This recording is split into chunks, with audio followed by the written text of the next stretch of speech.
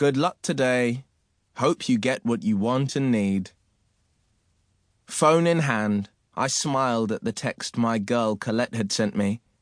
My smile didn't last long, though. I was too wound up. Thursday, A-level results day. I must admit, I didn't expect to be quite so nervous. I knew for certain I'd done well. What I mean is, I almost knew for certain, but it was the almost that was the killer. Between having my exam papers collected and having them marked, there was a world of possibilities. The person doing the marking might have pranged their car or had a fight with their partner. Anything might have happened to put the test marker in a really bad mood, which they would then take out on my exam papers. Hell, a cosmic ray could have hit my exam papers and changed all the answers, and not for the better, for all I knew. Don't be a plank. You've passed, I told myself. It was simple. I had to pass. There was no other choice. 4 good A-level grades. That was what I needed. Then it was off to university. Up, and out of here. And a year earlier than all my friends. You've passed. Positive thinking.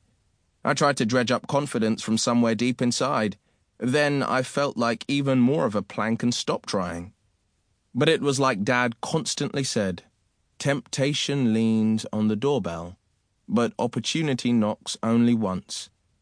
And I knew only too well that my A-levels were my best opportunity to not just hit the ground running, but to take off and fly.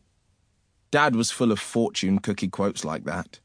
His life lessons, as he called them, were all tedious homilies that my brother Adam and I had heard at least 1,000 times before.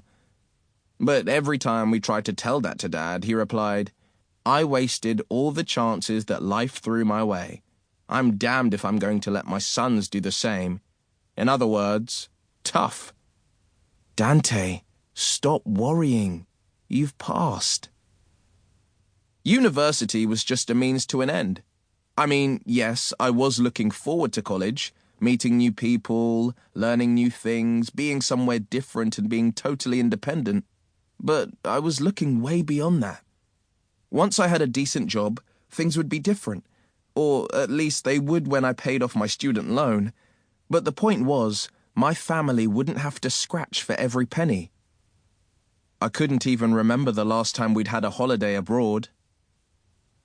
3 impatient strides took me to the sitting room window.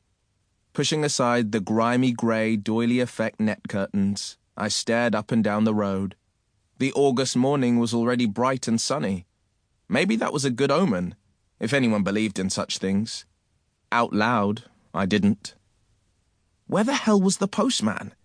Didn't he know he held my whole future in his satchel? Funny how one sheet of paper was going to change the rest of my life.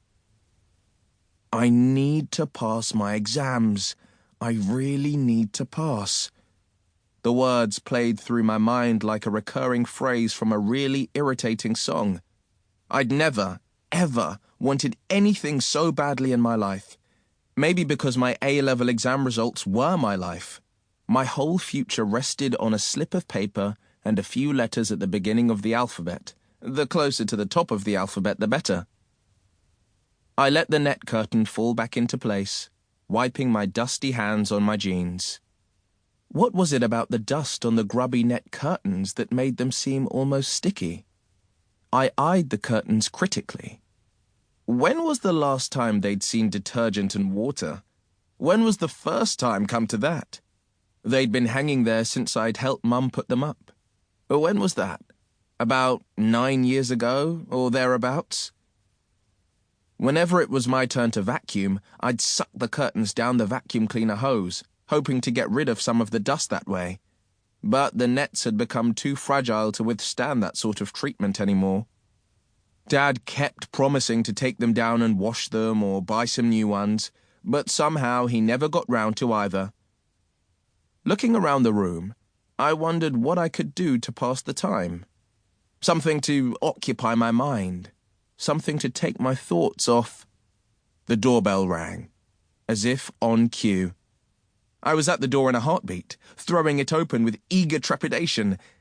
It wasn't the postman.